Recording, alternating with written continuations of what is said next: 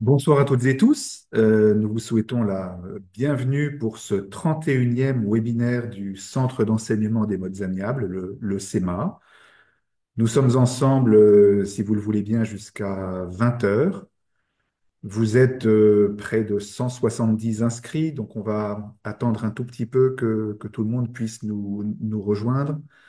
Comme chaque fois, nous vous demandons de bien vouloir, si vous le souhaitez, indiquer dans le chat, hein, la petite fonction que vous trouvez en bas de votre écran, le lieu où vous vous trouvez. C'est toujours important pour nous au CEMA de savoir un petit peu qui assiste à ces webinaires. Et je ne doute pas que ce soir, nous serons peut-être un peu plus nombreux que d'habitude parce qu'on a un invité d'exception, Jacques Fagé, que je remercie au nom du CEMA pour sa présence. Je vous rappelle que les webinaires que nous diffusons sont ensuite accessibles en ligne sur le site du CEMA, dont l'adresse vous sera communiquée sur le fil de discussion. Le dernier webinaire que nous avons organisé, c'était avec une personne que Jacques Fagé connaît bien, Jocelyne Dahan, avec laquelle il a beaucoup travaillé, sur le thème 40 ans de médiation familiale, bilan et perspective. C'est vrai qu'on se trouve à un moment de l'histoire de la médiation dans notre pays où c'est peut-être intéressant de faire des bilans, de tracer des perspectives. Et je pense que notre thème de ce soir s'inscrit un peu dans ce type de vision de la chose, puisque le choix de ce thème, convenu avec Jacques Fagé, c'est 40 ans de médiation, success story ou désenchantement. Alors, il faut rendre à César ce qui est à César. Si ce titre a été choisi, c'est parce que c'est aussi le titre d'un article que Jacques Fagé, que je vais vous présenter dans un instant, pour celles et ceux d'entre vous qui le connaissent peu, a publié dans une revue, la revue des médiations. Remarquable revue hein, électronique dirigée par Jean-Pierre Bonafé-Schmitt et Daniel Julien, auquel il faut ici rendre hommage pour ce travail qu'ils accomplissent depuis des années. Et donc, si le débat de ce soir vous intéresse, n'hésitez pas à vous reporter à cet article qui est facilement accessible sur Internet. C'est le numéro 3 de l'année 2024, donc de la revue des médiations. Je vous rappelle également qu'à la fin de notre webinaire, vous avez la possibilité, si vous le souhaitez, de demander que vous soit adressée une attestation de suivi de formation. Il est possible de considérer l'assistance à ce type de webinaire comme une action de formation qui vaut bien évidemment pour la durée, 1 heure et demie. Il vous sera demandé, ce sont des frais administratifs, une modeste contribution de 15 euros. Vous pouvez adresser cette demande à sémaphore au pluriel, @gmail.com. Et bien évidemment, il est vérifié que vous avez suivi l'ensemble du webinaire avant que cette attestation ne vous soit délivrée. Voilà, nous sommes maintenant un peu plus nombreux, plus de 80 personnes en ligne. On va commencer à l'heure pour ne pas pénaliser les personnes qui sont présentes. Jacques, bonsoir. Bonsoir. Comment te définir? C'est difficile parce que tu as un long parcours en médiation. Si on regarde la biographie officielle, on lit que tu es directeur de recherche émérite au CNRS, que tu as enseigné ou enseignes encore, notamment dans les universités de Bordeaux, de Bruxelles, à l'Institut d'études politiques de Bordeaux, au CNAM. En fait, tu es ce qu'on appelle un enseignant-chercheur formateur en médiation, tant en France qu'à l'étranger. Peut-être auras-tu l'occasion de nous faire à cet égard un petit retour d'expérience sur ce que tu peux apprécier de manière comparée entre la façon dont l'enseignement à la médiation est dispensé dans notre pays et ailleurs que dans notre pays. Mais ça, c'est la biographie officielle. Je crois que pour tout le monde, tu comptes parmi celles et ceux qu'on a coutume d'appeler les pionniers de la médiation en France. On a déjà eu le plaisir d'en recevoir quelques-uns ici au CEMA. Je pense à Michel Guillaume-Hoffnung, à Gabriel Planès, à Jacques Salzer, à Béatrice Brunner, à Jocelyne Dahan, dont j'ai dit un mot il y a un instant.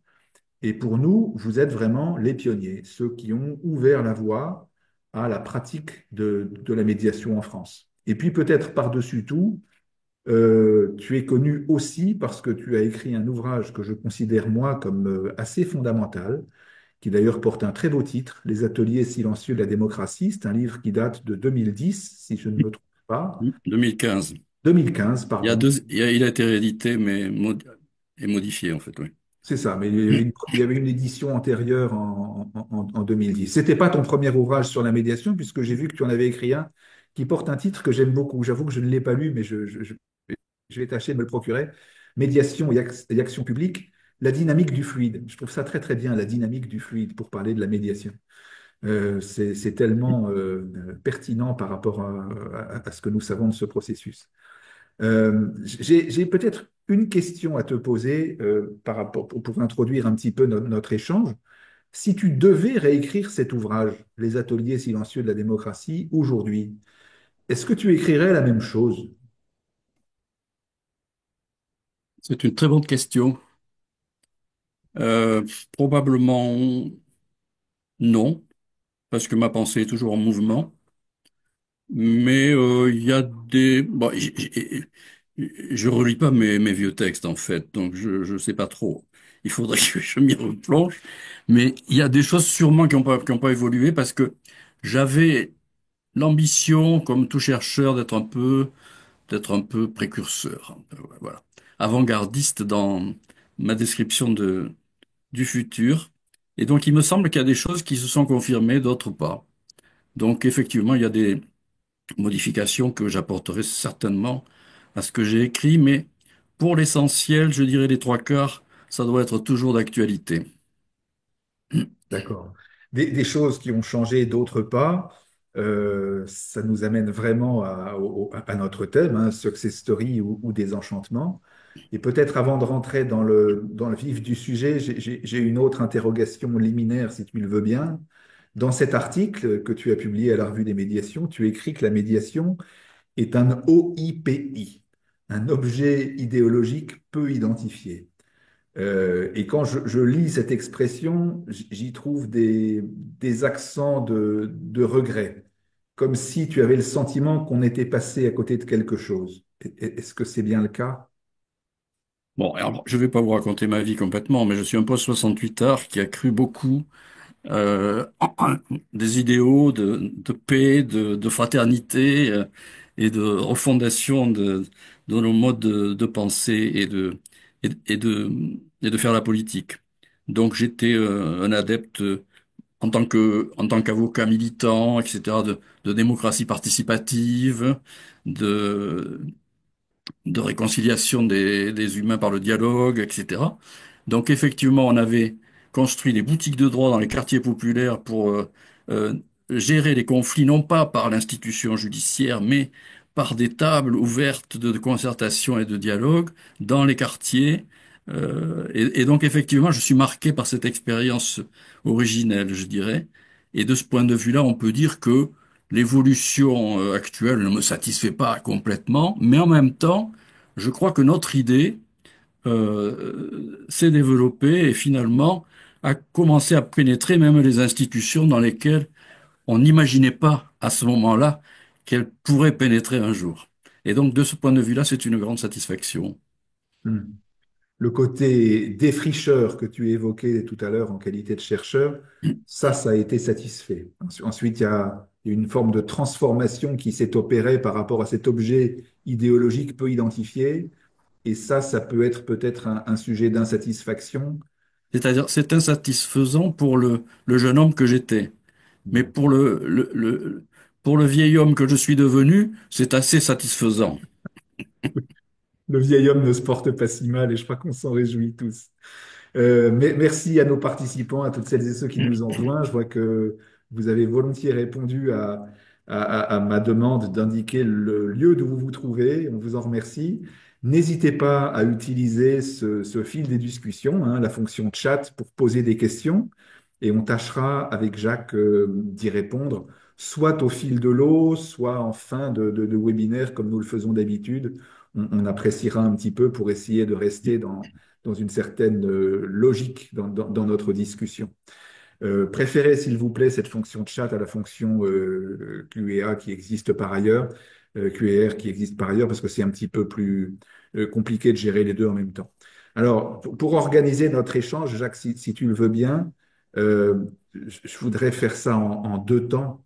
Dans un premier temps, peut-être ce que j'appellerais un constat doux amer, et puis peut-être une interrogation qu'on pourrait exprimer si on voulait paraphraser Kant en disant que nous est-il permis d'espérer? Donc déjà se tourner un peu vers le passé avec ce constat doux amer et peut-être commencer par des questions un peu personnelles. La première, si tu le permets, sous forme d'amicale provocation. Dans les secteurs où la médiation se développe, tu y vois, dans cet article dont nous parlons aujourd'hui, le risque d'une privatisation de la gestion de la conflictualité sociale dans une logique néolibérale de désengagement de l'État. Est-ce que tu n'es pas un pessimiste invétéré ou un éternel insatisfait?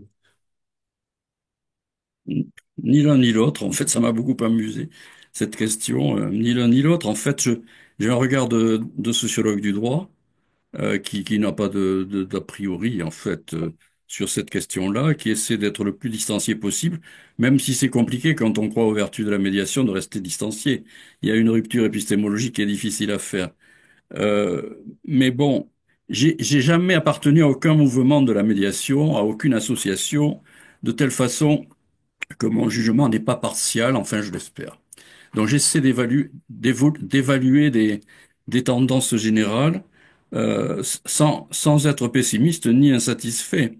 Mon regard est simplement et tente d'être le plus objectif possible sur l'évolution des idées et des pratiques en la matière. Alors, le fait est que ça fait longtemps que je le dis, ça fait 30 ans. Quand je disais ça dans quelques conférences ou articles à l'époque, on me prenait pour un charlot. Mais en fait, nous avons assisté depuis, alors c'est spectaculaire depuis 10-15 ans, mais ça s'était préparé bien avant. Nous avons assisté à une véritable révolution copernicienne, où finalement on passe d'un droit, celui qu'on m'a appris dans les facultés, d'un droit mesure de toute chose, d'un droit qu'on appelle moniste, qui, qui, euh, qui est la réponse principale à tous les problèmes sociaux, à un droit qui devient secondaire et qui ne va intervenir désormais et de plus en plus que quand tous les modes de régulation sociale préalables auront échoué. C'est ce qu'on appelle pédantement en latin, chez les juristes, une intervention ultima ratio, en dernier recours. Donc le droit qui était princeps va devenir secondaire, subsidiaire à des régulations sociales qui ne fonctionnent pas bien. Ça change complètement le rapport que l'on peut avoir à la fois sur la conflictualité sociale et sur le droit.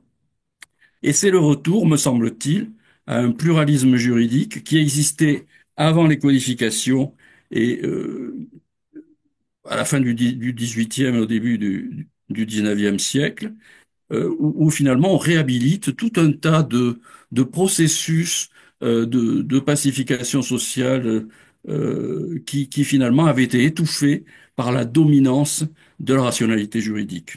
Donc de ce point de vue-là, il me semble que on n'assiste pas exactement à un recul de l'État, mais plutôt à une redéfinition de son mode d'emprise sur la société. Euh, C'est-à-dire qu'on imposera de moins en moins, on va y revenir sûrement, mais on va demander de plus en plus aux sujets de choisir eux-mêmes les contraintes qu'ils supportent.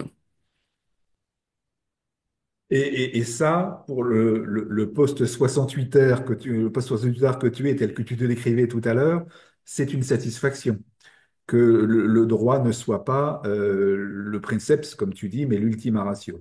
La réhabilitation du pluralisme juridique enrichit, me semble-t-il, la palette des moyens de faire la paix sociale, oui. Mais ça, je le dis en tant que sociologue, pas simplement en tant que jeune militant des années 70. Hein.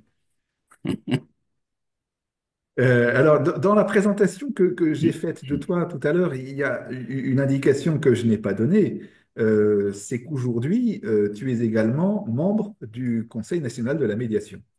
où j'ai le plaisir de te rencontrer d'ailleurs lors des réunions plénières.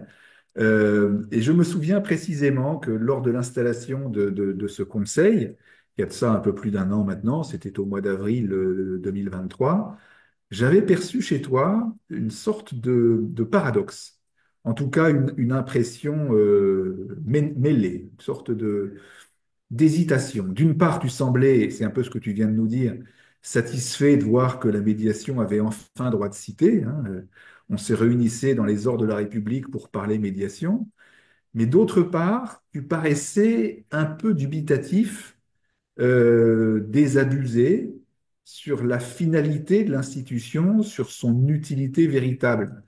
Après 18 mois d'activité du Conseil national de la médiation, et alors que cette instance s'apprête à déposer un premier rapport d'activité auprès du garde des Sceaux, quel regard portes-tu sur cette institution? Alors, c'est intéressant cette question. Je me la suis posée finalement tout au long des travaux depuis 18 mois. Alors, le point de départ, c'est que j'ai voulu postuler, parce qu'il fallait postuler. On n'est pas choisi, on demande à être intégré au CNM. Donc, j'ai voulu euh, proposer ma candidature parce qu'il me semblait que il y avait besoin dans cette instance-là d'un regard, c'est pas le seul, il y en a d'autres, comme le mien, d'un regard détaché, désintéressé des enjeux corporatistes et des enjeux marchands qui sont caractéristiques de l'évolution de la médiation aujourd'hui. Je présupposais, ne sachant pas qui y avait dans ce conseil, je présupposais que ça serait envahi par des gens intéressés à la nature des travaux. Et il me semblait que quelqu'un de désintéressé, ça pouvait apporter une plus-value à la réflexion. Et puis, j'ai pensé aussi que moi, je ne suis pas spécialiste d'un type de médiation, mais j'analyse l'évolution de tous les types de médiation. Or, la plupart des gens sont spécialisés sur un type de médiation, voire deux, trois au maximum, mais c'est rare qu'ils aient une vision d'ensemble de, de, de toutes ces modalités. Donc, en réalité, il me semblait que quelqu'un qui a un regard panoramique, je suis pas le seul, hein, Michel Guillaume-Hoffnung a le même regard que moi, euh, avoir un regard panoramique sur l'histoire de la médiation, son évolution et tous les champs de la médiation existants, ça me paraissait d'autant plus intéressant que, ne l'oublions pas, ce Conseil national a été créé à l'initiative du ministère de la Justice et j'avais très peur que finalement les rationalités juridiques n'écrasent totalement tous les champs de la médiation extrêmement riches qui se sont développés en France, en dehors, bien sûr, des institutions et de l'institution judiciaire en particulier. Voilà, c'était ma perspective, enfin, c'était mon intention. J'ai été sélectionné justement, sûrement parce que j'étais un peu neutre, entre guillemets, si tant est que ce soit possible. Euh, et effectivement, j'ai travaillé depuis 18 mois plus sur l'éthique et la déontologie et sur la formation. C'est les domaines que je connais le mieux. Euh, alors, j'ai été un peu stupéfait au départ, parce qu'effectivement, il y a une surreprésentation de juristes, mais beaucoup plus importante encore que je ne le redoutais. C'est 90%, quoi, grosso modo, ce qui est quand même pas raisonnable du tout. Le droit est une chose trop importante pour le laisser aux seules mains des juristes, disait je ne sais plus qui. Euh, donc, premier problème que j'ai ressenti, surreprésentation des juristes, qui effectivement sont pas conscients de l'emprise intellectuelle qu'ils subissent à faire partie de cette institution. Et donc, les titiller de temps en temps pour les aider à se détacher un peu, ça m'a beaucoup amusé, ça m'a beaucoup intéressé. Et je l'ai fait modestement, hein, pas trop agressivement, de façon un peu gasconne, c'est-à-dire de façon ludique. Euh, je me suis emporté une fois quand même, je crois me souvenir. En fait, j'ai trouvé ça très intéressant de confronter, que ce soit un espace de débat, de travail, qui rassemble des gens venant d'univers extrêmement différents, avec des visions du monde très très contrastées, des rapports à l'argent très contrastés aussi. Ça compte beaucoup. Et il me semble qu'il y a eu, que c'est mis en place, et peut-être grâce aussi au talent de la présidente, que s'est mis en place un processus d'acculturation réciproque entre tous ces mondes qui ne se rencontraient jamais et qui là se sont parlé à l'image de ce qui se fait dans une rencontre de médiation en fait. Voilà. Et il me semble que les conflits de départ ont été quand même un peu dépassés et aujourd'hui on arrive à se parler en se comprenant mieux qu'on ne le faisait au départ. C'est donc, me semble-t-il, un progrès considérable. Et de ce point de vue-là, je suis assez satisfait d'en faire partie. Et puis d'autre part, ce qui me semble essentiel, c'est qu'il y a quand même un consensus autour de la nécessité de mettre de l'ordre dans ce chaos conceptuel et marchand qui règne à l'heure actuelle. Euh, Ce n'était plus possible de laisser se développer de façon anarchique toutes ces médiations entre guillemets dans le champ social sans que on ne définisse clairement les choses et sans que on ne propose une éthique, une déontologie qui rassemble tout le monde. Voilà, un langage commun, un monde commun. La création de ce monde commun m'a passionné et me passionne toujours, et je crois que le CNM participe de cette tentative. Alors, merci pour ce témoignage et cette analyse à laquelle, à titre personnel, j'adhère complètement. C'est vrai qu'on a toujours, dans cet univers de la médiation, la nécessité de trouver le juste milieu entre un besoin d'organisation et la nécessité de conserver une certaine forme de fluidité, pour ne pas rigidifier l'institution, le processus. Et donc, c'est toujours une question de juste équilibre à trouver. Et précisément, à propos de fluidité, tu parles beaucoup dans cet article de la fluidité et du nomadisme de la médiation. Alors, on voit bien ce que représente la fluidité. C'est ce que, personnellement, je traduirais par une sorte de potentielle déficience dans tous les cas de figure. Ça permet d'adapter sa pratique, ça permet d'adapter avec une vision éthique ce que nous faisons, notre action, au contexte dans lequel nous nous trouvons. En revanche, je saisis moins bien ce que tu appelles nomadisme de la médiation. Est-ce que tu pourrais préciser ta pensée? Oui, bon, si on reprend la définition, l'antonyme du nomadisme, c'est la sédentarité. Donc en fait, je pense que il serait dommageable que la médiation soit capturée par les institutions ou par les rationalités juridiques. Et elle a un potentiel anarchiste qui fait qu'elle échappe souvent à toute tentative de capture. Et ça me semble extrêmement fécond.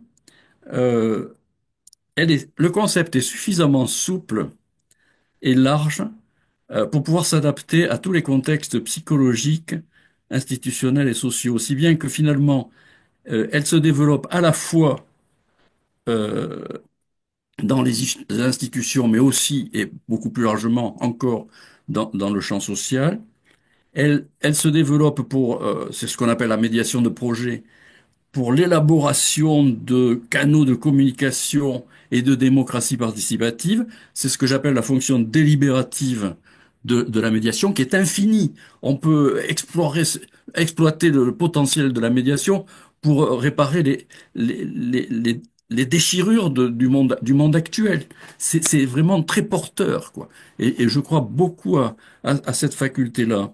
Et puis, on peut à la fois l'utiliser et la concevoir dans une fonction agonistique, c'est-à-dire dans une perspective de résolution des conflits. Et donc on peut aller de l'un à l'autre indifféremment, et je regrette simplement que certains soient plus spécialisés dans la fonction agonistique sans prendre conscience de la fonction délibérative et inversement. Et je crois que ces deux dimensions sont complémentaires et c'est ça le nomadisme pour moi. Ça peut passer d'un monde à un autre et s'adapter à toutes les conjonctures. Oui, mais merci pour cette précision, c'est beaucoup plus clair. Je te lis une question qui vient de nous parvenir en direct, qui rejoint un peu cette préoccupation. Y a-t-il, nous demande-t-on, des garde-fous au danger que peut représenter la médiation, au sens où elle ne protège pas forcément les plus vulnérables, en raison des postulats d'égalité et de responsabilité de chacun? Ah bah ça c'est une très très bonne question, effectivement. Je trouve que la médiation peut être extrêmement dangereuse si elle n'est pas balisée par des principes éthiques et déontologiques extrêmement stricts, par des formations de qualité. Ça, c'est la première, la première prévention qu'il faut mettre en œuvre. Ensuite, effectivement, malgré toutes les précautions qu'on peut prendre, euh, ce flou de la médiation peut ouvrir des espaces de, comment les définir, d'abus de pouvoir pour certaines personnes qui se prendraient pour des juges ou pour des dieux et qui finalement pratiqueraient des médiations de plus en plus directives et moralistes. Donc, effectivement, c'est pour ça qu'il faut contrôler. C'est tout ce que tu disais tout à l'heure. Il faut garder la souplesse et la fluidité, mais tout en les situant dans un cadre rassurant et protecteur des individus. Le gros danger, ça serait par exemple que la médiation soit utilisée pour faire renoncer les gens au principe de l'accès à un procès équitable. Hmm. Tout peut pas se diluer dans la médiation. On le verra peut-être plus tard. Oui, oui, bien sûr. Bon, enfin, Euh, je peux pas en parler de façon complète là maintenant, mais c'est ce qui me vient à l'esprit à l'instant. pour aller dans le sens de ce qu'on évoquait il y a quelques minutes à propos du CNM, une autre remarque, il aurait été intéressant, nous dit une participante, de rattacher le CNM au Premier ministre plutôt qu'au ministère de la Justice pour éviter ce sentiment d'écrasement que tu définis. Alors c'est vrai, notamment Médiation 21, organisation à laquelle le CEMA adhère, avait dans le livre blanc rédigé à l'issue des États généraux de la médiation en 2018, États généraux auxquels tu avais participé et tu avais eu un apport déterminant d'ailleurs, puisque tu avais préfacé ce livre blanc, appelé de ses voeux la création d'un Conseil national de la médiation et proposé plutôt qu'il soit rattaché au Premier ministre pour bien signifier la transversalité de la médiation dans tous les secteurs de notre société et pas simplement son rattachement au ministère de la Justice comme mode de règlement des conflits, mais aussi comme mode de prévention des différends. Ceci étant, si j'ai bien compris l'analyse que tu faisais tout à l'heure, l'expérience montre, après 18 mois, que ce CNM s'intéresse pas seulement à la médiation judiciaire, mais sans doute aussi, de par la personnalité de sa présidente, je te rejoins également sur ce point, c'est embrasser tous les types de la médiation et tous les champs de la pratique. Oui, oui, mais moi je suis absolument d'accord avec ce point. J'ai toujours dit que ça devait pas être le ministère de la Justice, que ça devait être interministériel, quoi. Et donc le Premier ministre me paraissait effectivement un chapeau convenable. De fait, malgré tous les efforts des membres du CNM et de la présidente, c'est quand même un peu trop focalisé sur la médiation judiciaire, malgré tout, hein, du fait de cette histoire, de ce chapeautage institutionnel qui est pesant quand même, qui est très pesant. Il y a des membres, il y a beaucoup de magistrats, il y a beaucoup de membres des cabinets qui participent à certaines réunions de travail. C'est très pesant. Et cette pensée juridique nous inhibe quand même pas mal certaines réflexions, me semble-t-il. Ça cadre trop, quoi. C'est intéressant parce que ça me permet de faire le lien avec la question suivante que je souhaitais te poser. Tu insistes beaucoup dans cet article sur le fait que la reconnaissance d'un modèle coopératif de gestion des conflits, que traduit l'essor de la médiation, se fait à l'opposé du traditionnel modèle compétitif thèse contre thèse, hein. Je tâche de faire prévaloir mon point de vue sur le tien et le juge m'adjugera mon bon droit. Et tu précises qu'il s'élabore au travers de la médiation une nouvelle manière horizontale de gouverner la cité, bien éloignée du culte bien français du centralisme et de la verticalité. Et Dieu sait si cette verticalité est revenue en force au cours des dernières années. Et du coup, la question que je me pose, et j'aimerais beaucoup avoir ton avis sur ce sujet, est-ce qu'il faut voir l'émergence d'une politique de l'amiable telle qu'elle est mise en œuvre presque à marche forcée depuis maintenant bientôt 2 ans, hein, janvier 2023, comme une tentative de récupération de la médiation afin de la réinscrire dans cette fameuse verticalité de la gouvernance française? Alors, bon, enfin, toute société a besoin, pour fonctionner correctement, de verticalité et d'horizontalité. Et alors, comme j'ai l'habitude de le dessiner sur un tableau à mes étudiants, ça fonctionne sur deux axes, un axe vertical, un axe horizontal. Vous les voyez, je ne sais pas. Oui, je Et l'ai vu. effectivement, c'est un système hydraulique. C'était en fonction des événements, du contexte politique, social, etc. Oh, il y a plus de verticalité et moins d'horizontalité, ou plus d'horizontalité et moins de verticalité. Alors, évidemment, dans les systèmes les plus autoritaires, il n'y a que de la verticalité. Dans les systèmes les plus démocratiques, il y a presque uniquement de l'horizontalité, mais ça n'existe pas réellement. Donc, en fait, euh, la médiation peut s'analyser comme cette pulsion d'horizontalité qui conteste et qui diminue la part de la verticalité dans le système institutionnel et social. Donc, il me semble qu'il y a là un antagonisme entre dont elle est porteuse et qui s'exprime parfaitement dans la rencontre, par exemple, des logiques judiciaires et des logiques de médiation. Vous avez un système judiciaire qui est totalement vertical, binaire, formaliste, qui s'appuie sur des normes préétablies, qui a pour mission de polisser les comportements sociaux, d'assujettir les individus à un ordre, et qui organise des compétitions qui rendent les gens encore plus ennemis les uns par rapport aux autres qu'ils ne l'étaient au début, parce que la compétition hystérise les antagonismes.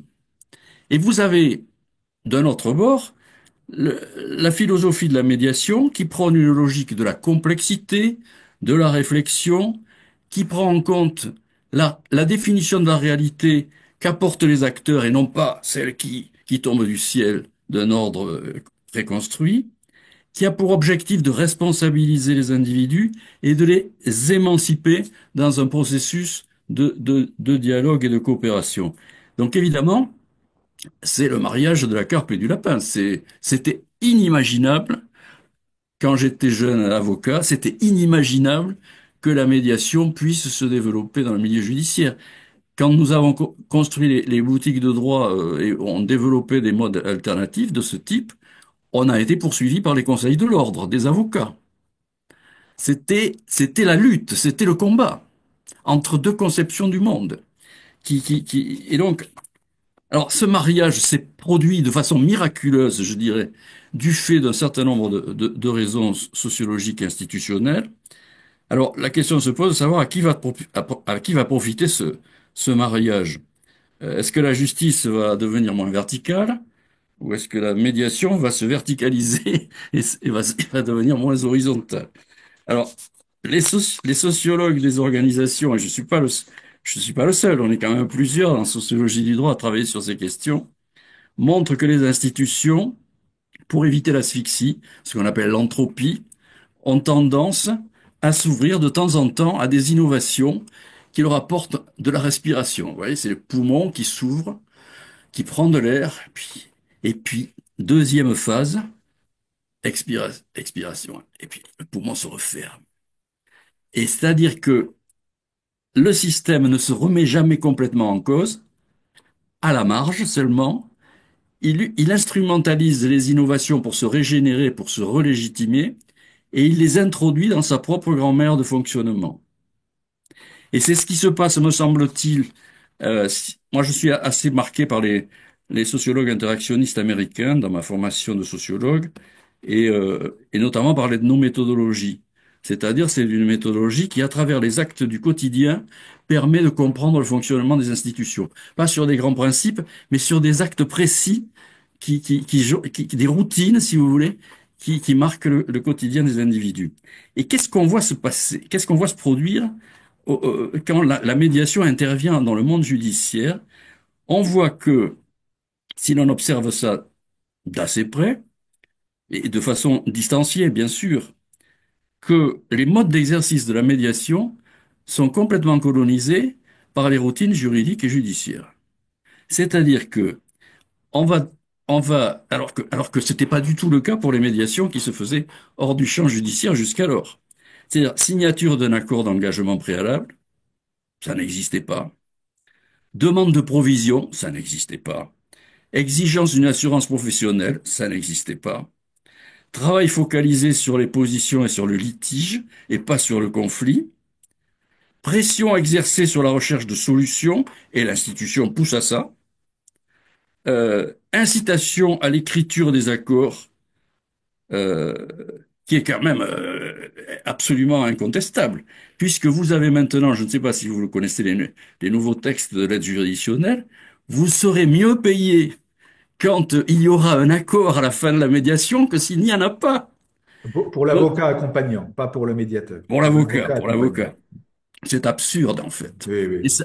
ça, ça désacralise complètement le principe, l'éthique de la médiation. Donc on assiste à une métabolisation de la médiation qui finalement a des effets en dehors du champ de la médiation judiciaire. Parce que ce qu'on observe aujourd'hui, c'est que même les médiations conventionnelles, qui pourtant sont très libres, eh ben, sont contaminées par ces routines juridiques et judiciaires. Donc, de ce point de vue-là, il me semble que, mais on va peut-être en reparler, il y a finalement, bon, le CNM tente d'avoir un discours de rassemblement de tous les types de médiation et de créer une culture commune. Mais il y a des tendances instrumentales dans la vie institutionnelle qui font qu'il y a de plus en plus une double vie de la médiation qui se met en place. Une vie sociale et une vie judiciaire. Et là, ça va être compliqué de les raccommoder longtemps. Hmm. On a pas mal évoqué tout à l'heure l'aspect success story. Et là, c'est un peu l'aspect désenchantement. C'est-à-dire Ouais, que ouais. Bah, tu enfin, regrettes une forme de non, non. dévoiement de la médiation telle que pensée Alors, par les pionniers. tout est ambivalent, hein. Moi, je suis hyper content que mon institution judiciaire violente et inique de ma jeunesse soit transformée quand même un peu par ces logiques amiables.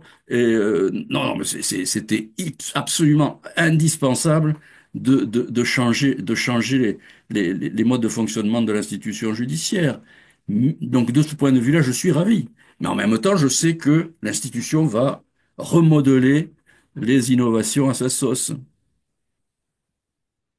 Alors, C'est pas pour rien que les juristes qui étaient totalement hostiles à la médiation jusqu'au début des années 2000 et 2010, on va dire, se jettent maintenant sur la médiation et découvrent que c'est génial, alors qu'ils en ont dit pique-pendre par le passé. Parce que maintenant, ils sont rassurés. On leur a garanti un certain monopole sur les médiations judiciaires, alors qu'ils avaient peur qu'effectivement, ça leur porte concurrence. Donc, vous voyez, il y a des jeux institutionnels comme ça qui sont intéressants à analyser quand on voit l'évolution de la médiation. en fait, on est passé de ce que tu appelles volontiers une contre-culture à quelque chose qui s'inscrit presque un peu trop facilement dans les modèles de fonctionnement de l'institution. Euh, je, j'ai envie de faire un autre parallèle. Je suis pas de ceux qui pensent que tout ce qui nous arrive aujourd'hui nous vient d'outre-Atlantique, mais en lisant cet article dont on a mis les correspondances précises, et merci à la personne qui a bien voulu mettre un lien dans le fil de discussion, puisque certains participants voulaient savoir exactement de quel article il s'agissait, j'ai été frappé de, d'une sorte de correspondance entre le retournement de l'idéologie émergente aux États-Unis en l'espace de 50 ans. Dans les années 70, on avait presque une inspiration libertaire. Je pense à l'école de Palo Alto, je pense à la prévalence de l'homme au cœur de toutes les préoccupations, l'attention portée à l'individu.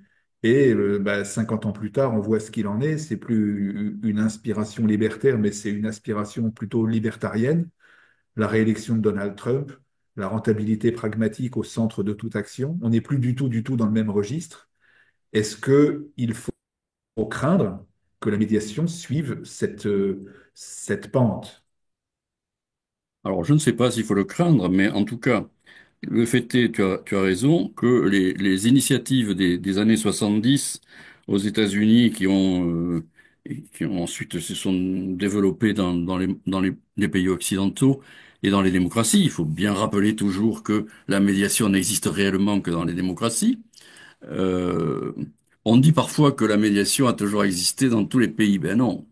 Euh, souvent, il y avait des tentatives de médiation qui étaient faites par des chefs de village, par des autorités, mais etc. Mais ils avaient le pouvoir de décision, in fine.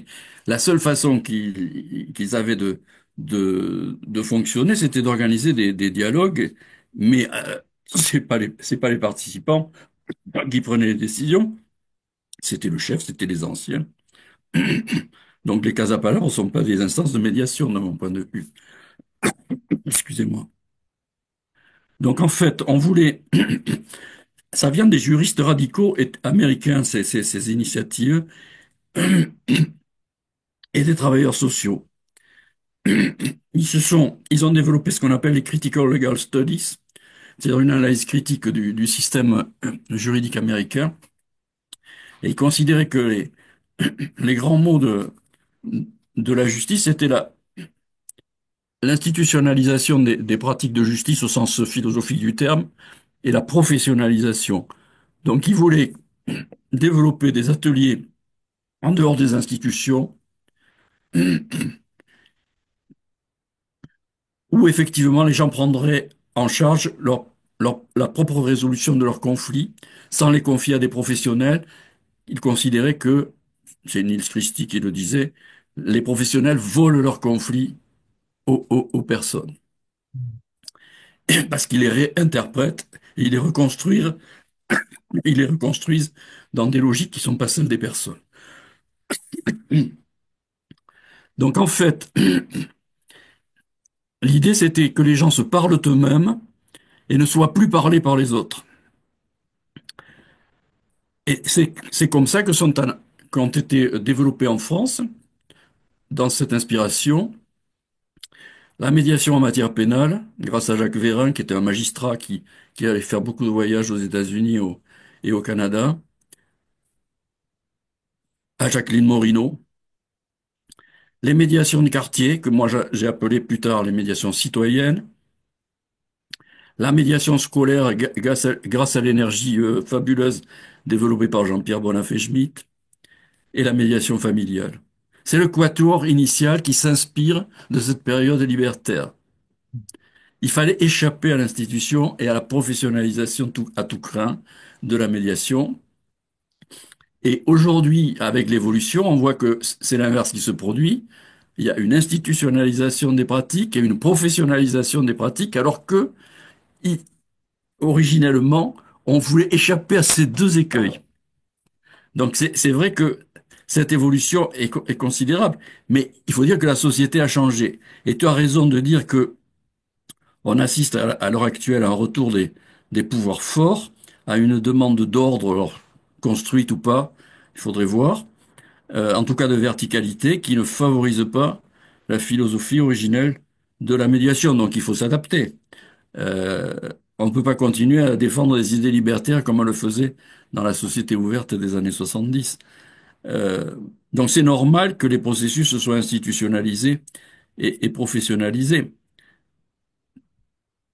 Mais la résultante, c'est qu'effectivement, on assiste quand même, me semble-t-il, à une double vie de la médiation, c'est-à-dire où il y a une vie institutionnelle et judiciaire qui est de plus en plus prégnante, et une vie sociale qui reste quand même méconnue euh, par beaucoup et qui me semble extrêmement nécessaire dans une société fracturée comme la nôtre aujourd'hui, où les gens ne fonctionnent plus qu'en bulle informationnelle, ne se parlent plus, ne communiquent plus, ils ne rencontrent que des gens qui leur ressemblent. Il me semble que le travail sur l'altérité est devenu un enjeu politique considérable. Et ça, il n'y a que la médiation sociale qui va y parvenir, et pas simplement les médiations institutionnelles. Donc il faut faire se rencontrer les gens. Donc ceux qui font de la médiation sans faire de rencontre ratent quand même les potentialités les plus fécondes de la médiation. Oui, Et il y a ça, plein de médiateurs qui font ouais. très peu de rencontres. J'approuve évidemment. Et puis il y en a dont le modèle ne permet pas nécessairement d'organiser de telles rencontres. Alors est-ce que le processus est bien nommé? Je pense à la médiation de la consommation. Il y a très peu de rencontres en matière de médiation de la consommation, c'est un fait. Tout à l'heure, tu disais que tout est paradoxal. Et c'est vrai que la médiation a ceci d'intéressant justement qu'elle permet d'embrasser une certaine complexité, alors que le débat judiciaire, il a plutôt tendance à simplifier et à essayer d'aller à un argument, un principe, plutôt qu'à tenir compte de toutes les composantes d'une situation. Et à propos de paradoxe, ce qui est surprenant peut-être, c'est que d'un côté, on a ce retour de la verticalité dont tu parlais, la sorte de procéduralisation de la médiation, si on peut employer un gallicisme comme ça. Et en même temps, moi, ce que je constate, c'est qu'il y a une émergence de la médiation dans beaucoup de pays du monde à peu près au même moment. Comme si depuis la fin du siècle dernier, au cours des allez, 30 ou 40 dernières années, la médiation émergeait en différentes régions du monde, dont pourtant les systèmes économiques et politiques n'ont pas grand-chose à voir. Est-ce que c'est quoi? C'est un âge de l'humanité qui veut ça? Toi qui as beaucoup voyagé, beaucoup enseigné la médiation à l'étranger, comment tu situes ça, cette émergence en différents lieux?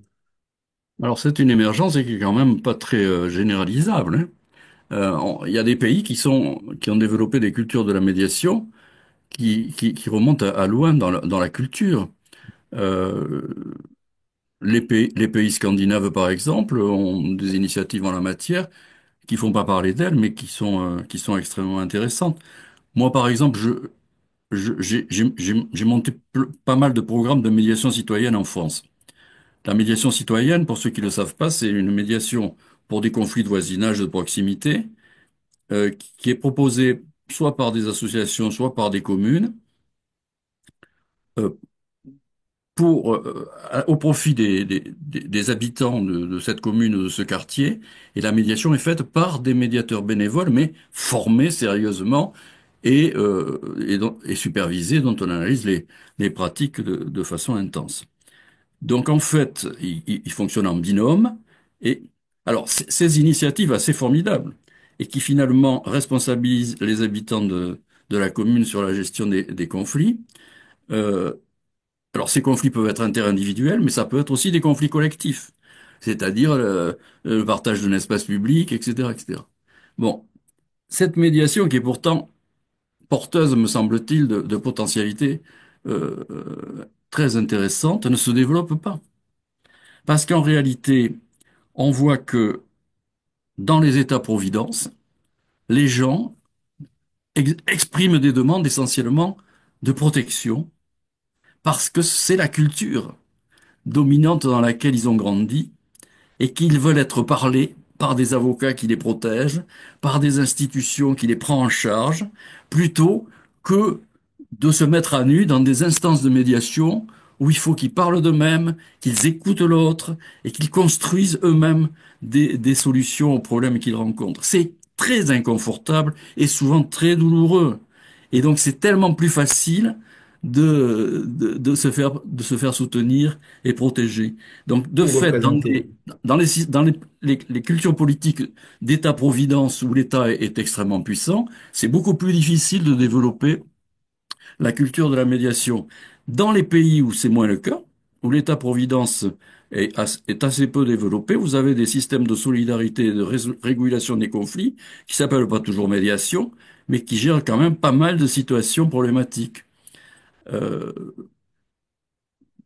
C'est le cas, par exemple, même ne serait-ce qu'en Italie ou en Espagne, ils ont autant de problèmes que nous, mais vous avez des réseaux de solidarité, parce qu'il n'y a pas eu d'État-providence, en fait. C'est l'Église et c'est d'autres institutions qui ont pris en charge, finalement, la protection des individus dans l'histoire. Donc, en fait, il me semble que la culture politique a beaucoup de- d'effets sur la diffusion d'une culture de médiation. Plus l'État est puissant, plus c'est difficile de développer la culture de médiation. Dans les sociétés à État plus faibles, la culture de médiation se développe beaucoup mieux parce qu'il n'y a pas d'autre système de régulation concurrent. J'attrape une question au vol là, qui rejoint peut-être un petit peu le propos que tu viens de développer. Tout le monde a bien compris, nous dit un participant, que la médiation est un outil qui doit servir un objectif précis pour la justice. La logique de dialogue, utile au sein de l'institution judiciaire, version méthode québécoise, sera-t-elle un jour dupliquée en France? Lorsque nous avons préparé cet entretien, j'avais attiré ton attention sur le Code de procédure civile du Québec dans sa version promulguée il y a de ça peut-être une dizaine d'années, guère plus. En fait, ce Code de procédure civile du Québec, il a renversé la perspective. Si on veut le paraphraser un peu, c'est article 1, si tu es en conflit et que ton voisin, assieds-toi autour d'une table, fais-toi aider par un tiers et trouvez ensemble une solution. Article 2, si vous n'avez pas trouvé de solution, alors et alors seulement, allez déranger un juge. En fait, on a un peu renversé la perspective, l'amiable devenant la voie principale et le recours au juge l'exception. Est-ce que euh, est-ce que c'est un rêve d'imaginer qu'un jour on arrivera à une telle conception des choses dans notre pays, ou est-ce qu'on en prend doucement le chemin? On en prend doucement le chemin, mais pour une raison qui n'est pas forcément vertueuse. En fait, on a affaire à un système judiciaire qui est totalement discrédité, délégitimé et totalement asphyxié, qui ne peut plus gérer. Ça serait, il aurait fait faillite depuis longtemps s'il était dans le secteur privé. Je veux dire, bon, c'est plus gérable. Quand vous rentrez, moi j'ai des tas d'amis magistrats, quand vous rentrez dans leur cabinet et que vous voyez des dizaines et des dizaines et des dizaines, pour pas dire des centaines de dossiers qui attendent en déshérence parce qu'ils n'ont pas le temps de les traiter, bon, ça marche sur la tête. On peut plus continuer à fonctionner comme ça. Donc en fait, ce système de dispositif québécois, il existe déjà chez nous, là. Il a commencé à se développer et il ne va cesser de s'enrichir me semble-t-il, parce qu'il n'y a pas le choix. Si le système veut continuer à garder son image et puis son efficacité, il faut qu'il se déleste de la plupart des contentieux qu'il traite aujourd'hui et qu'il les oriente vers d'autres systèmes de régulation. Et donc, la médiation ne serait pas, médiation judiciaire en tout cas, ou administrative, ce que moi j'appelle les médiations juridictionnelles, ne serait pas juste un mode de gestion des flux, mais aussi le moyen de renvoyer les gens à leurs responsabilités et à leur libre arbitre sur des sujets dont ils peuvent s'emparer, en permettant aux juges de se focaliser sur des missions essentielles qui nécessitent une certaine technicité juridique. C'est bien ça. Voilà, travailler moins pour les juges et travailler mieux. C'est ce que je leur dis depuis 30 ans, mais ils ne m'écoutent pas. Alors, est-ce qu'ils ont le choix? C'est pas Est-ce qu'ils certain. ont C'est pas Mais non, ils n'ont certain. pas vraiment le choix. Mais ça a été difficile de désacraliser le rôle du droit dans la société pour ces gens-là qui ont été formés, qui sont hyper compétents juridiquement. Leur demander de renoncer à leurs compétences, à les remettre en question, c'est douloureux, c'est pas facile. Moi, je comprends ça. Je comprends que ça résiste. Et on voit le Et, même syndrome de résistance chez certains avocats également, ah ben, par bien ailleurs. sûr, mais Par c'est la ailleurs. même chose. C'est la Oui. même chose. Tout à l'heure, Jacques, tu disais, bah, il y a des modes de régulation des conflits qui ne s'appellent pas toujours médiation. Et du coup, moi, je m'interroge sur le point de savoir si cette dichotomie que nous avons en France, et qui me semble assez française, hein, entre médiation et conciliation, est-ce que cette dichotomie est indispensable?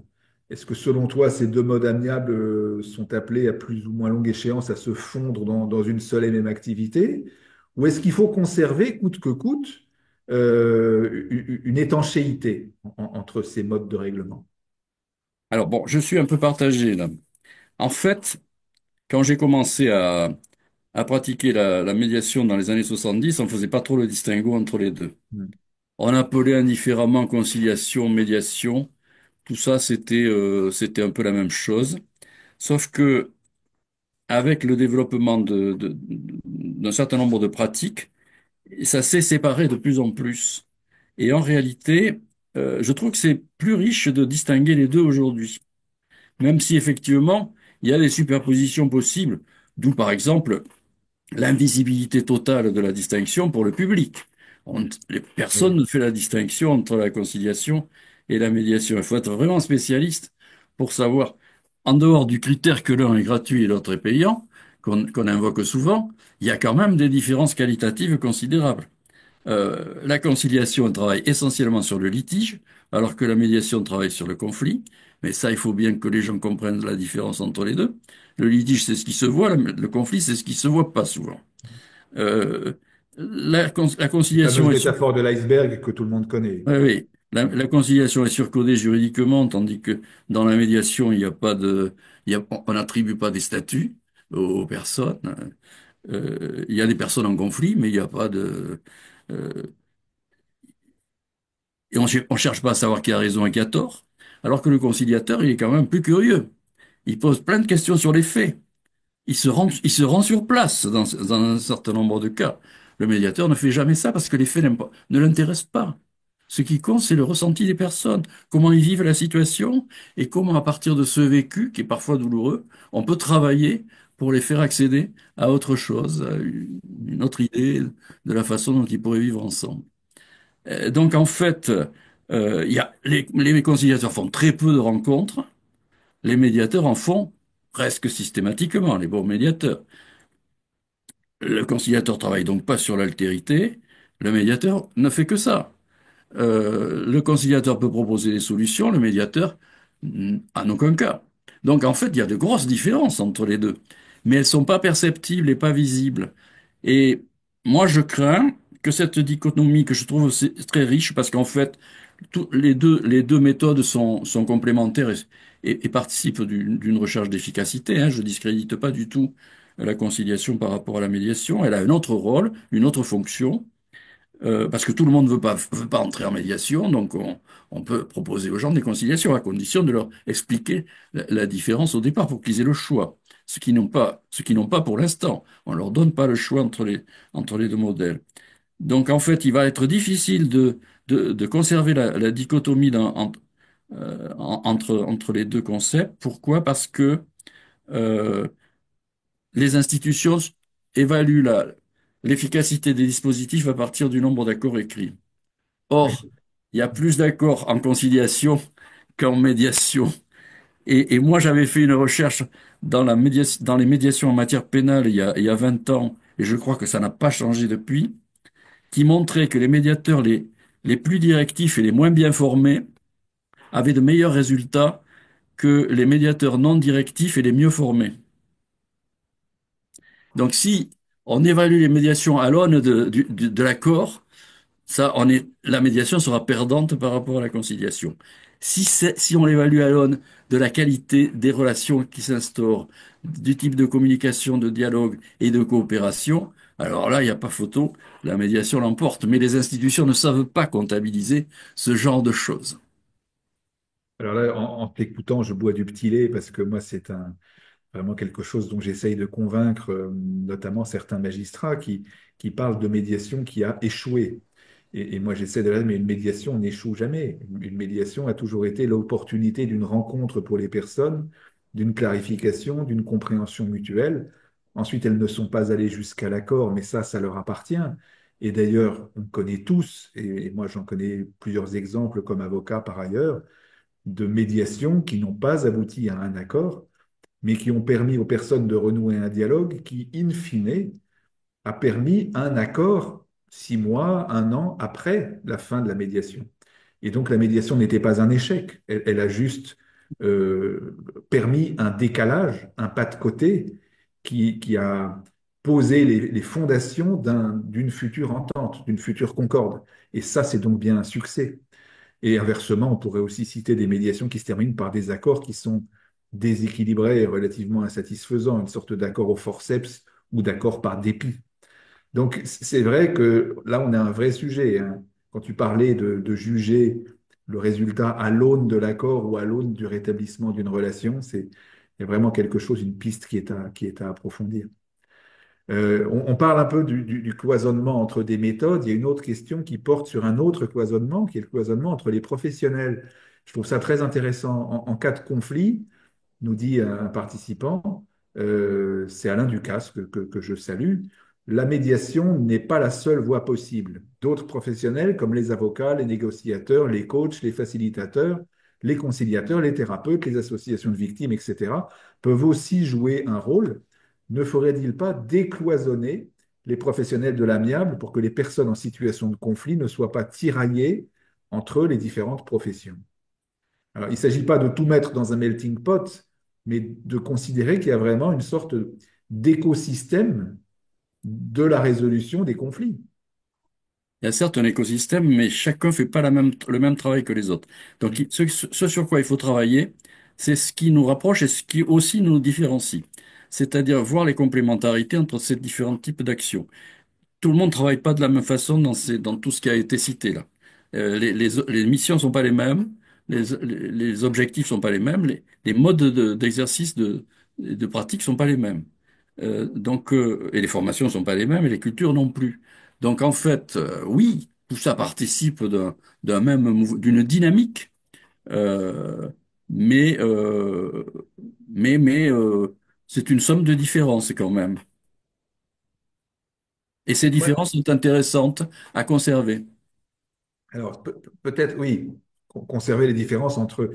Encore une fois, il ne s'agit pas de considérer qu'il y a un mode d'intervention qui marie toutes ces pratiques, hein, mais moi, je suis toujours sensible au périmètre. Je crois qu'il faut que chaque médiateur ait conscience du périmètre de son intervention et qu'il identifie clairement les frontières au-delà desquelles il n'est pas légitime à se diriger en médiation.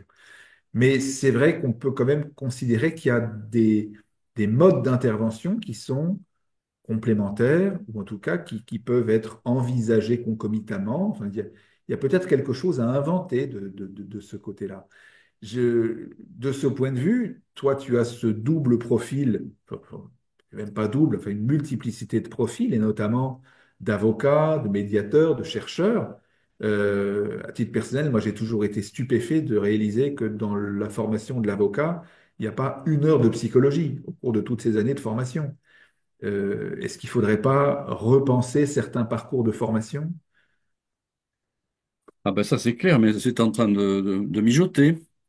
Il y en a certains qui sont peut-être là en train d'écouter, qui savent ça. Dans les cursus juridiques, maintenant, on introduit une formation euh, au MARD, mais alors ça peut être la porte d'entrée pour une formation en sciences sociales. Hmm. Et je crois qu'il faut absolument, moi, dans la perspective d'Edgar Morin, de sa pensée complexe, je crois qu'il faut mélanger les savoirs. On ne peut plus faire des spécialistes d'un savoir. C'est très appauvrissant. Et ça ne permet pas de comprendre la complexité du monde et la complexité humaine. Oui, merci pour ça et pour cette référence à Edgar Morin, dont on peut saluer la vitalité. Je suis Ah ému ouais, de voir incroyable. encore la Incroyable. lucidité de sa pensée à l'âge canonique qu'il a non pas atteint mais dépassé. C'est assez merveilleux de pouvoir lire encore cet homme.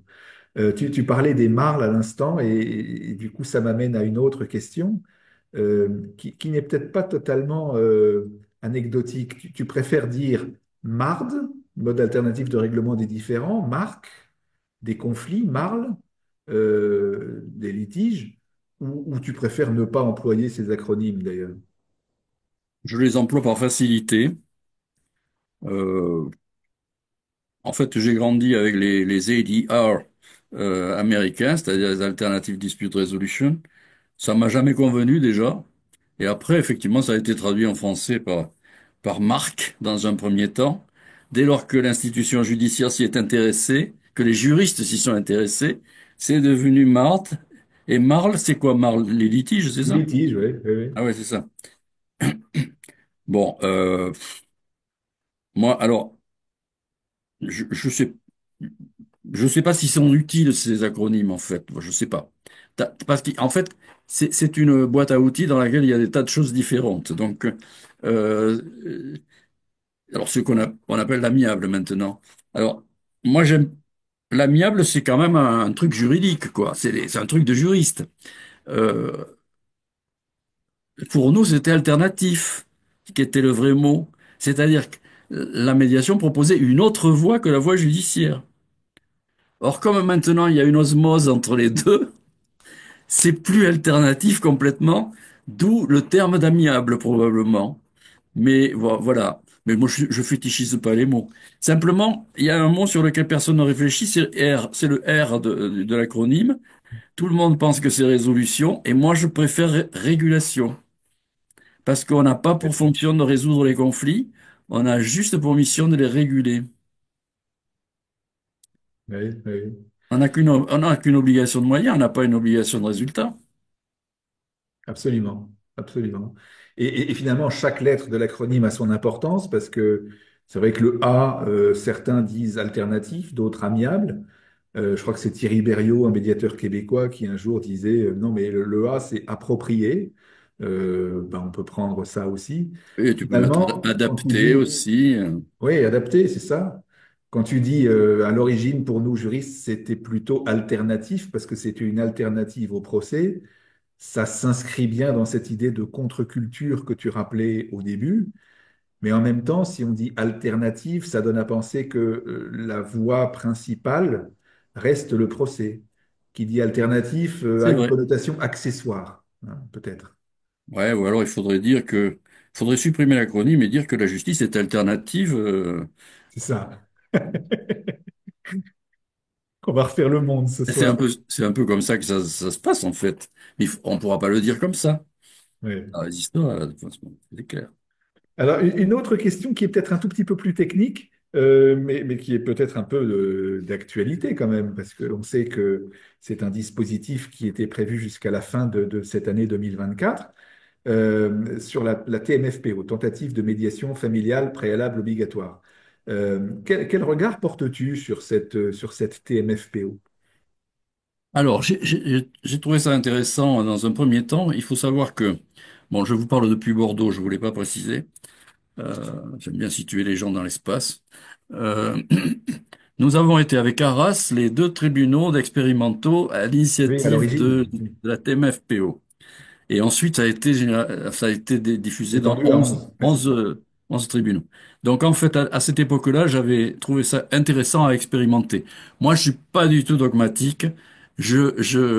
D'ailleurs, dans ma façon d'être médiateur, c'est comme ça aussi. Quelquefois, je demande aux gens, même si je trouve que leurs accords sont pas de bonne qualité, et s'ils sont pas dangereux, naturellement, et je leur demande de les expérimenter. Et puis, ensuite, on se revoit pour faire le bilan.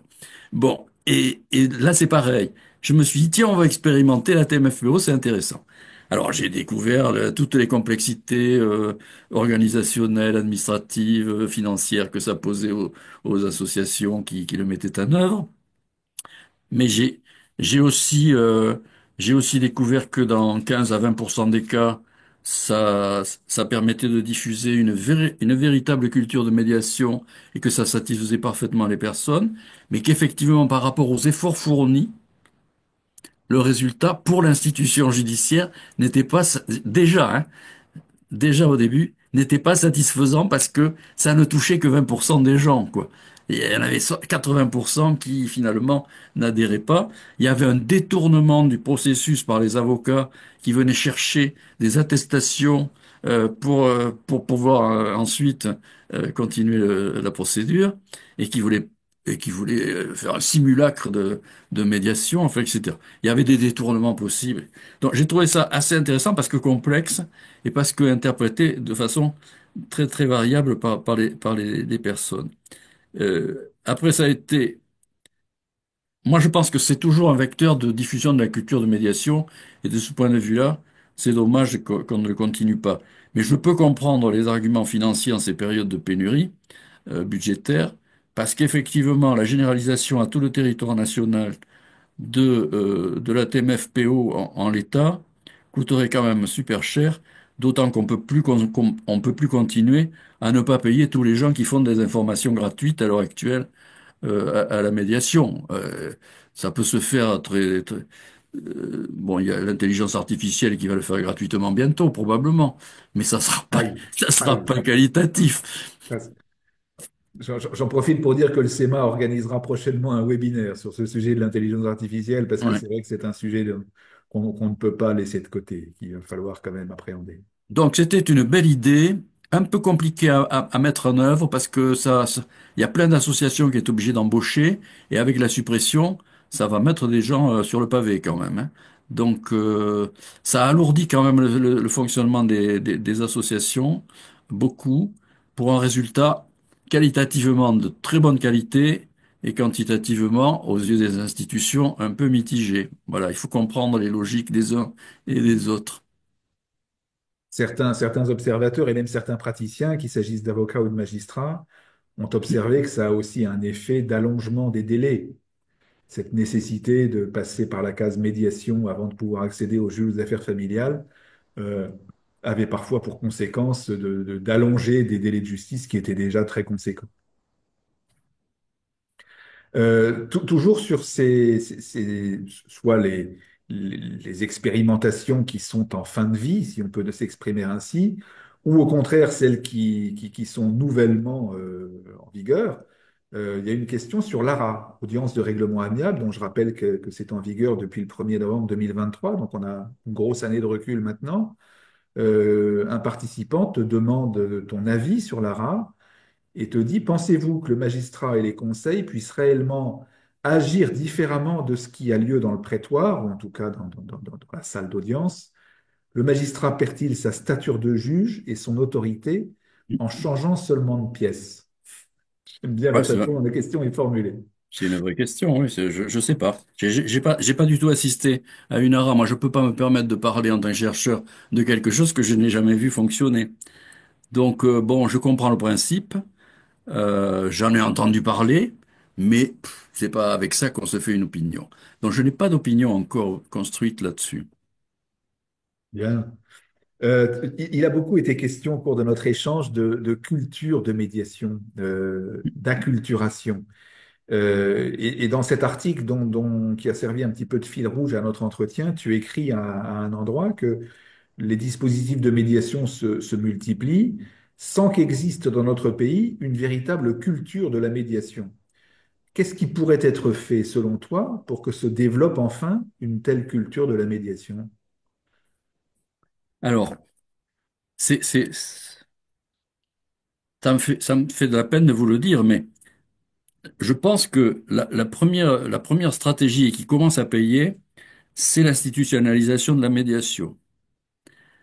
C'est paradoxal parce qu'effectivement, le fait que les institutions, et notamment l'institution judiciaire, aient recours de plus en plus souvent à la médiation, est une façon de diffuser l'existence de la médiation que les gens ne connaissent pas. Là, ils y sont confrontés, ils sont obligés de, de s'y adapter et donc ils vont la connaître. Donc en fait, c'est bizarre qu'un dispositif de contrainte qui est le système judiciaire participe à la diffusion d'une contre-culture qui est la médiation. Mais s'il participe à la diffusion, c'est que ce n'est plus complètement une contre-culture, et c'est une contre-culture apprivoisée. Voilà. Sinon, il ne le ferait pas, naturellement. Bon, donc de ce point de vue-là, je pense qu'il y a une pression institutionnelle qui peut fonctionner, comme ça a fonctionné, les pressions institutionnelles ou normatives pour des tas de choses nouvelles, comme la ceinture de sécurité. Et puis aussi, il y a des innovations pédagogiques qu'il faut encourager.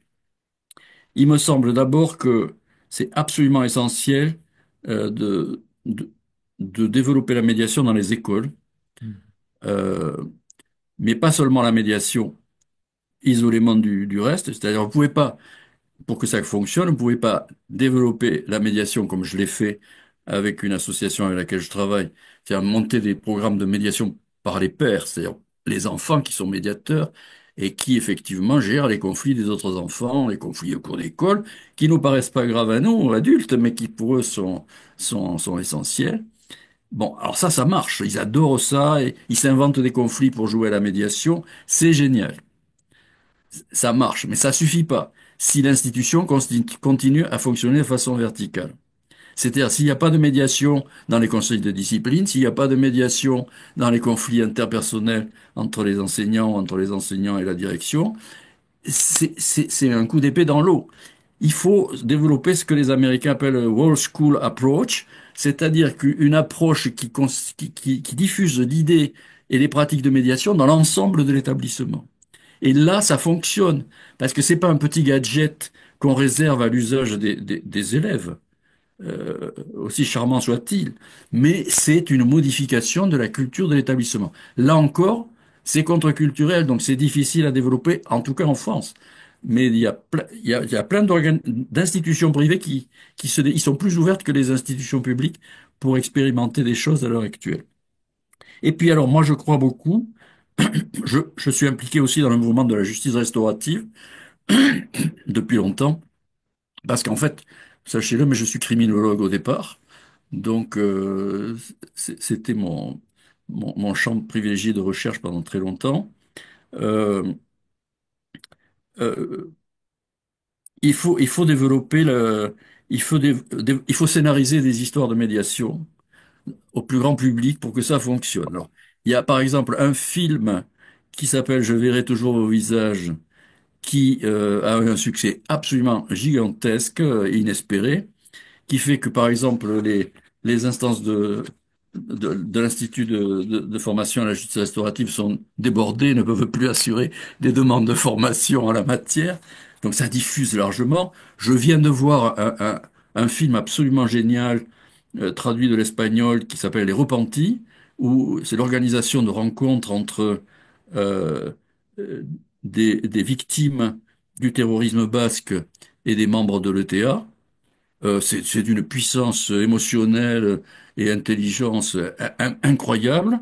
Et tout ça, ça porte quand même l'idée que les rencontres, la création d'espaces de dialogue, sont porteurs de transformations individuelles et probablement sociales. Et donc, moi, il me semble qu'il faut utiliser tous ces moyens-là, y compris la fiction, pour développer cette culture. Mais sachant que tant que nous serons dans un état-providence très protecteur, et que finalement les gens défendront des parts de marché pour prendre en charge les gens, ils auront tendance à ne pas se responsabiliser tout seuls. Hmm. En fait, la bonne cause, c'est de multiplier les approches pour banaliser la médiation. Moi, Oui, oui, oui. j'aime bien ce terme, quoi. La rendre banale, faire en sorte qu'y recourir soit naturel, devienne un réflexe. Et toi, tu dis, bah, il y a une approche institutionnelle, et là, on y est déjà d'une certaine manière, notamment avec le CNM, par exemple. Il y a aussi l'éducation des jeunes. Alors là, tu as un talent fou parce que tu as répondu en direct à une question qui t'était posée, n'est-ce pas, en sensibilisant les jeunes. Et juste à ce moment-là, tu nous as parlé de la médiation par les pairs.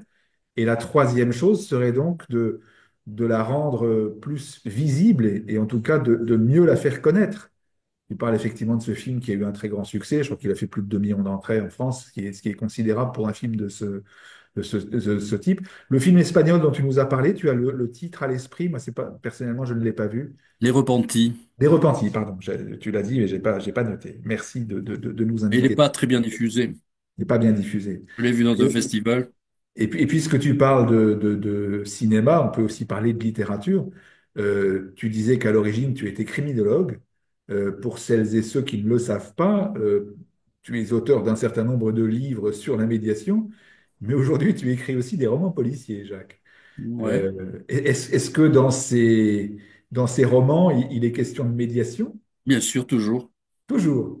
Toujours, il y a toujours une tentative ou de médiation ou de cercle restauratif. Bon, ben écoute, je crois qu'on sera nombreux demain à se rendre dans les bonnes librairies de France pour essayer de trouver. Est-ce que je peux me permettre de te demander si tu les écris sous ton nom ou est-ce que tu as un nom d'emprunt pour ces Non, non, non, livres-là? je les écris sous mon nom parce que si je veux être lu, il faut que tous mes étudiants puissent me reconnaître. Donc, C'est pour ça que tu continues à enseigner, pour avoir un lectorat.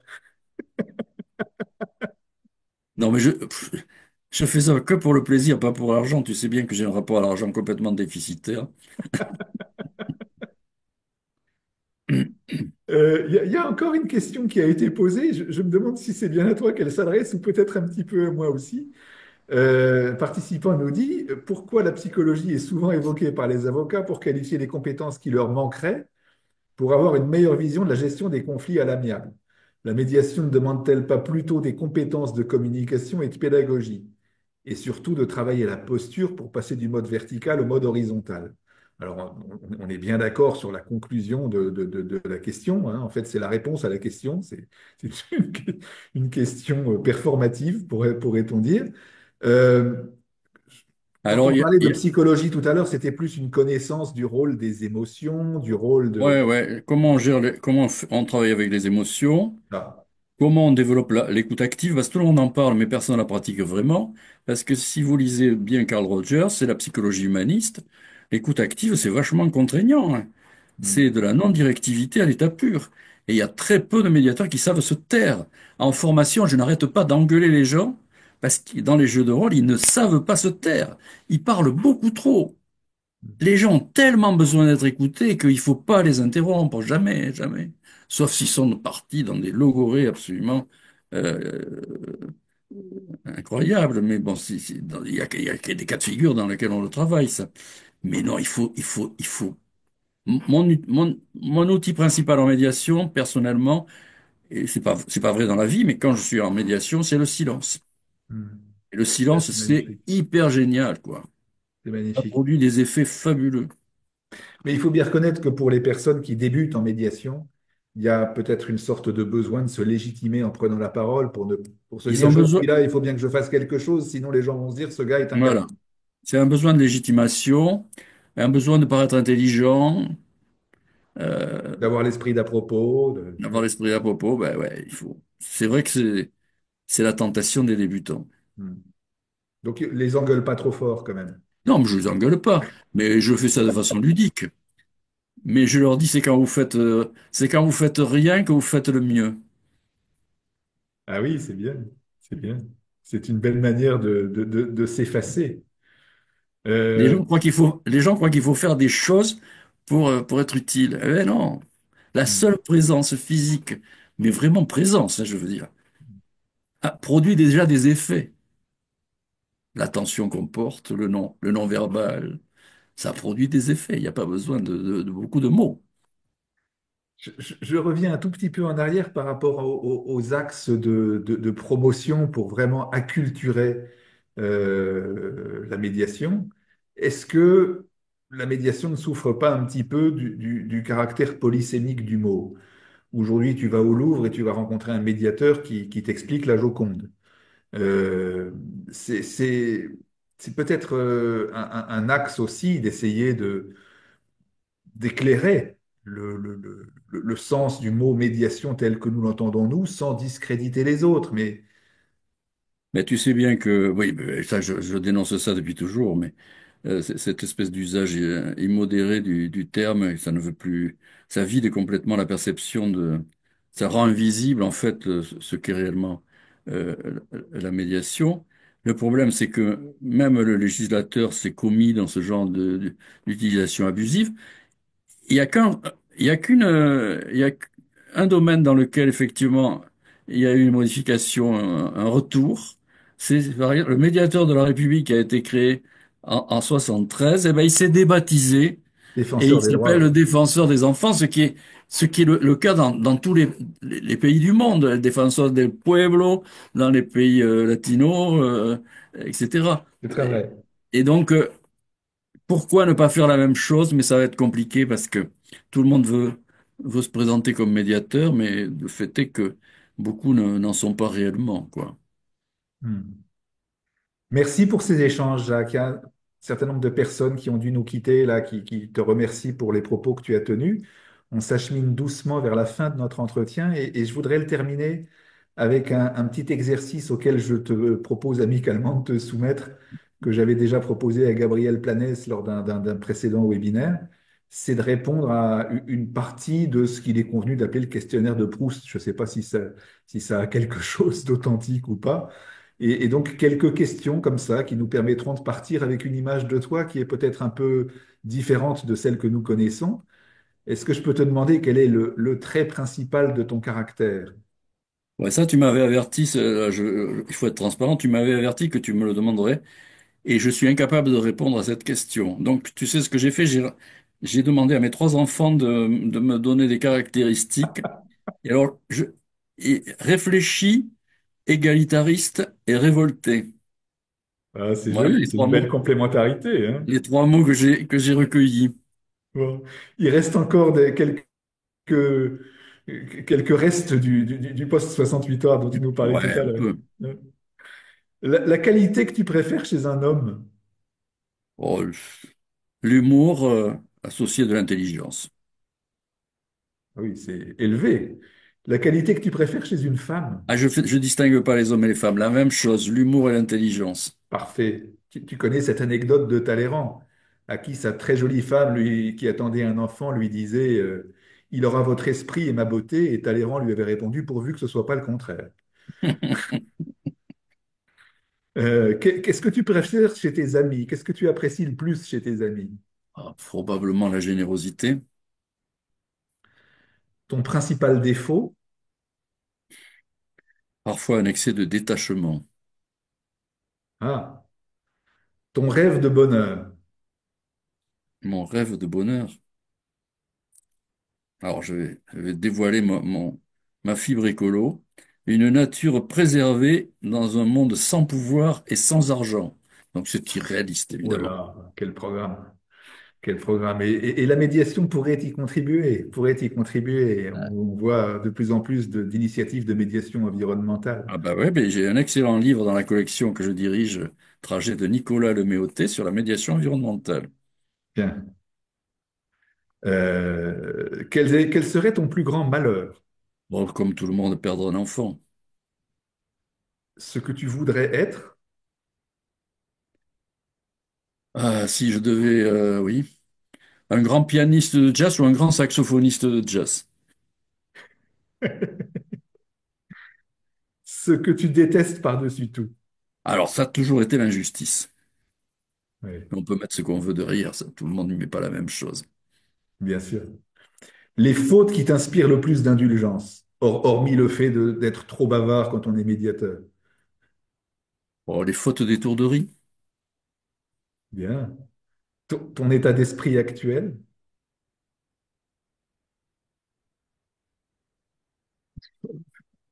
Bon, pas actuel, mais enfin, je suis inquiet par la montée des populismes dans le monde. Oui, oui. Et ta devise, pour terminer, si tu en as une. Ouais, j'en ai pas, mais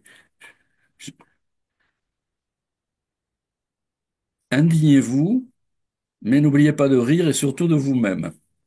Ah, bravo, bravo. Merci Jacques, c'était formidable cet échange avec toi. J'étais très heureux de partager ce moment. Je rappelle à toutes celles et ceux qui sont encore parmi nous les ateliers silencieux de la démocratie, publiés chez RS. Formidable livre, et je disais à Jacques en préparant, sans rire, que c'est un de mes livres de chevet dans lequel je reviens assez régulièrement parce que c'est à la fois une analyse sociologique des raisons pour lesquelles la médiation a émergé, une très très belle approche de l'univers de la médiation qui continue à nous révéler des pans insoupçonnés au fur et à mesure que nous le pénétrons. Je voudrais remercier aussi, hormis Jacques, notre directrice pédagogique, Catherine Emmanuel, qui était aux manettes ce soir, et puis surtout Hélène Tounier, la secrétaire générale du SEMA, qui tient ce rôle habituellement. La remercier tout particulièrement parce que c'est son anniversaire aujourd'hui, et je sais que nous sommes nombreux à avoir eu pour elle une pensée particulière. Je vous invite à nous retrouver, les différents représentants du SEMA, lors du congrès d'Angers, qui se tiendra du 12 au 14 mars prochain. Pour la troisième fois, le SEMA sera le partenaire formation du congrès, où nous tiendrons un stand et où il vous sera possible de nous rencontrer. Et je vous annonce, conformément à notre tradition, notre prochain webinaire qui se tiendra le 21 janvier 2025. C'est un mardi à 18h30. Le thème en sera la médiation de projet nouvel Eldorado des organisations, avec un point d'interrogation. L'invité sera Myriam Baquet, que vous êtes nombreux à connaître. Et Myriam dialoguera avec une autre membre du SEMA, Elsa Costa. Voilà. Pour ce qui concerne les formations dispensées par le SEMA, je vous invite à vous rendre sur le site où le catalogue de formation 2025 sera prochainement mis en ligne. Encore une fois, Jacques, et très sincèrement, tous nos remerciements au nom du SEMA pour nous avoir donné ce temps de partage. J'ai mesuré en parcourant les messages au fur et à mesure à quel point tes interventions ont été appréciées. Et on te souhaite une excellente soirée. Au revoir à toutes et tous. Merci pour votre fidélité. Au revoir.